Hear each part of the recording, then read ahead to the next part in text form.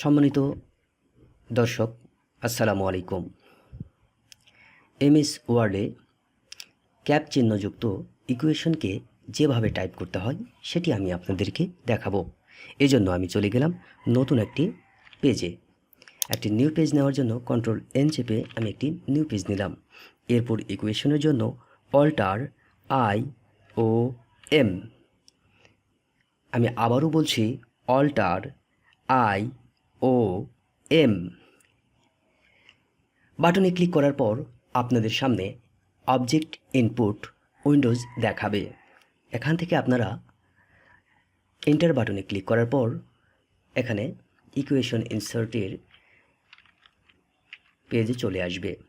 এই পেজটিতে আপনারা টাইপ করুন এ, তারপরে আই ব্যবহারের পরে আইয়ের উপরে ক্যাপ চিহ্ন ব্যবহারের জন্য আমরা কিবোর্ড থেকে F2 বাটনে ক্লিক করব এবং ডান অ্যারোতে অর্থাৎ রাইট অ্যারোতে আমরা হিট করব দুইবার, 1 2। এরপর ডাউন অ্যারোতে হিট করব 1 2 3 4।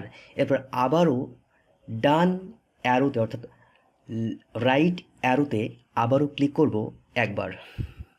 এরপরে এন্টারে ক্লিক করার পর দেখবেন আই এর ওপরে একটি ক্যাপ চিহ্ন প্রদর্শিত হবে। এরপরে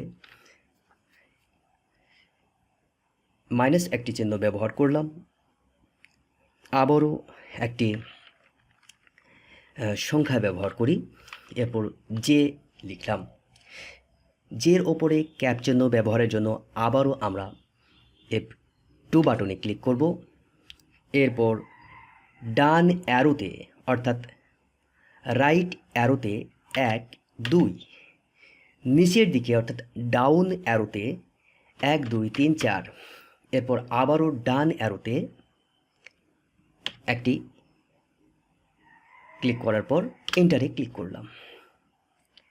এরপর আরেকটি মাইনাস চিহ্ন ব্যবহার করলাম, এরপর একটি সংখ্যা ব্যবহার করব, এরপর কে লিখলাম। কে এর ওপরে ক্যাপ চিহ্ন ব্যবহারের জন্য আমি কিবোর্ড থেকে আবারও F2 বাটনে ক্লিক করলাম, ডান অ্যারোকে 1 2 এবং ডাউন অর্থাৎ নিচের দিকের অ্যারোকে 1 2 3 4 ক্লিক করার পর আবারও ডান অ্যারোকে একবার ক্লিক করব। এরপর কিবোর্ড থেকে এন্টারে বাটনে ক্লিক করব। ক্লিক করার পর ইকুয়াল দিয়ে আমরা যদি কোনো সংখ্যা থাকে সংখ্যাটাকে লিখে দিব। এভাবে আমরা ইকুয়েশন লেখা হয়ে গেলে আমরা স্কেপ বাটনে ক্লিক করব।